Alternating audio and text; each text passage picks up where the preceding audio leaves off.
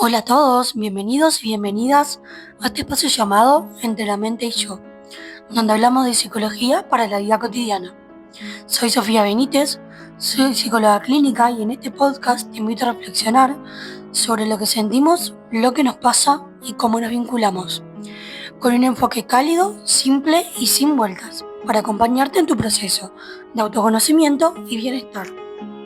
Hoy quiero hablar de un tema que sé que genera mucha polémica, que se escucha en sobremesas familiares, en medios, en redes, etcétera, y es esa famosa frase de la generación de cristal. Seguro que la escuchaste más de una vez y tal vez hasta la dijiste en algún momento. Se usa casi siempre en forma de crítica, en tono de crítica, o como sinónimo de debilidad o de fragilidad, o de gente que no tolera nada, pero ¿realmente es así? Hoy quiero que juntos y juntas podamos analizar este concepto, revisar de dónde surge, qué hay detrás de esta etiqueta, qué desafíos y oportunidades trae y sobre todo cómo impacta en nuestra salud mental y en nuestros vínculos entre generaciones. Porque más allá de la crítica, lo cierto es que estamos viviendo en un cambio cultural enorme y ahí es donde está lo interesante. Bueno, primero quiero que nos enfoquemos en determinar de dónde viene el término generación de cristal. Cuando alguien nos dice sos de cristal o son de cristal, la imagen que se evoca es de algo frágil, que se rompe fácilmente. Y claro, eso se aplica a las generaciones, sobre todo ahora, más jóvenes, tipo millennial o centennial, para describirlos como hipersensibles. Pero, si miramos más al fondo, esta etiqueta surge como reacción a un cambio de valores. Las generaciones anteriores crecieron con la idea de que había que aguantar, callar y hacerse fuerte para mostrar que sentir emociones era signo de debilidad. Y hoy en cambio los más jóvenes ponen en palabras su malestar, hablan de salud mental, denuncian situaciones de abuso o de injusticia, dicen que no quieren repetir lo que vivieron sus padres o abuelos. Y eso incomoda, y frente a esa incomodidad aparece la etiqueta de cristal. Entonces la pregunta es, ¿realmente hablamos de fragilidad o de un cambio de la forma de entender la vida y las relaciones? Vamos a ponerle un poco de teoría a todo esto. Desde la psicología social, autores como Menem hablan de generaciones no como un grupo etario fijo, sino como conjuntos atravesados por experiencias históricas compartidas. Ejemplo, la guerra, las crisis económicas, la globalización, el acceso al Internet, y todo eso cambia cómo percibimos cada generación el mundo. A su vez, si lo vemos de la psicología del desarrollo, Eric Erickson plantea que cada etapa vital implica desafíos específicos, como lo son la identidad, la autonomía, la intimidad, el propósito. Y las generaciones más jóvenes, actuales, estos desafíos se dan en un contexto de incertidumbre global, de precariedad laboral, de crisis climática y de un acceso enorme a la información. ¿Y cómo no van a reaccionar distintos que generaciones anteriores si tienen todo un bagaje de información que el resto no lo tenía? También si lo vemos de la psicología clínica, vemos algo muy interesante, porque al poner en palabras el malestar, el pedir ayuda, el hablar de emociones, no es un signo de fragilidad. De hecho, al revés, es un signo de fortaleza, porque la terapia cognitivo-conductual se entiende como un factor protector. Lo que antes se reprimía, hoy se verbaliza. Entonces, ¿no será que la etiqueta como cristal es en realidad un intento de adaptación más saludable a la realidad?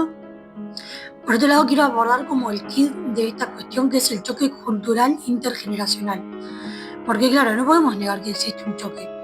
Por un lado, las generaciones mayores que valoran la resistencia, la disciplina, la tolerancia, el sacrificio y la idea de las cosas son así porque se hacen así. Y por otro lado, las generaciones más jóvenes que cuestionan el para qué, el con qué costo y qué lugar ocupa esto en mi bienestar. Y ese choque se ve en todos lados. Por ejemplo, en el trabajo, cuando alguien pide flexibilidad horaria y otro responde, en mi tiempo trabajábamos 12 horas sin quejar. O en la familia, sobre todo en este ámbito familiar, cuando alguien habla de ansiedad y contestan, esos son para vos, por hacer algo, no te pasa nada o estás loco. O en la pareja, cuando se ponen límites que antes nadie se atrevía a marcar, porque marcarlo era como, no sé, poner grito en el cielo. Lo que genera este conflicto no solamente la diferencia, sino la amenaza que supone cambiar las reglas del juego. Porque si lo nuevo tiene razón, entonces lo viejo quizá estaba equivocado. Y eso, admitir ese error, duele. Y sobre todo, no todos están dispuestos a admitir el error. Entonces ahí se genera el verdadero choque.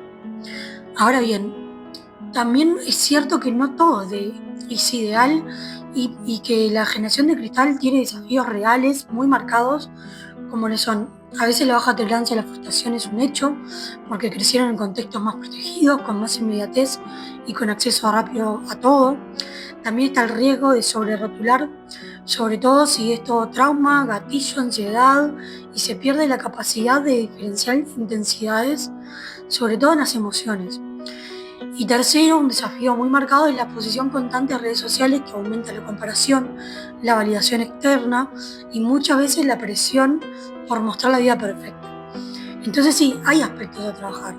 La clave es no quedarse solo en la crítica, sino ver cómo acompañar este proceso, porque ninguna generación es perfecta y todas tienen fortalezas y puntos débiles en los cuales trabajar. Y acá también está lo que más me interesa mostrar de esto, que son las oportunidades y las transformaciones que se presentan. Porque si de verdad hablamos de una generación que se cuestiona, que pone límites, que habla de emociones, que no acepta naturalizar el dolor como único camino, entonces estamos enfrente a una posibilidad de un cambio enorme. En los vínculos se empieza a priorizar la comunicación, el consentimiento y la empatía. En el trabajo se cuestionan los modelos rígidos, se busca el balance, se propone sobre la mesa los derechos laborales y la salud mental como parte del juego. Y en la sociedad se da visibilidad a temas antes silenciados, que desde la violencia de género hasta la diversidad sexual o salud emocional. Todo eso se pone en juego. Y todo eso, aunque genere incomodidad, es señal de evolución, porque lo que se mueve, lo que incomoda, también transforma y da paso a lo nuevo. Entonces, a modo de cierre o reflexión de este episodio, y volviendo a la pregunta inicial, ¿de verdad son de cristal?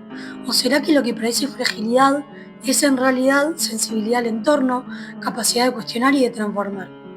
Quizá la invitación es dejar de pensar en generaciones débiles o fuertes y empezar a hablar de generaciones que aprenden, que evolucionan y que se atreven a romper los moldes. Y claro, este proceso no es fácil, ni para los jóvenes que se enfrentan a críticas constantes, ni para los adultos que sienten que sus formas de vida están siendo desafiadas. Pero en ese cruce, en esa tensión, puede surgir lo nuevo. Si este tema te resonó, si sentís que estás atravesando este choque cultural, si te cuesta entender a tus hijos, a tus padres o incluso a vos mismo en este contexto, escribime, porque lo podemos trabajar en un espacio terapéutico sin juicios, con empatía y herramientas claras. Muchas gracias, queridos y queridas oyentes, por estar del otro lado. Si este episodio te gustó o te sirvió, podés compartirlo con alguien que lo necesite. Y si querés acompañamiento profesional, me podés encontrar en Instagram y en TikTok como @licenciada Sofía Benítez. Si me dejas tu mensaje y coordinamos para iniciar terapia. Y a su vez, ahí subo contenido semanalmente. Y en la descripción de este video te dejo la forma de contactarme. Nos escuchamos en el próximo episodio. Hasta luego.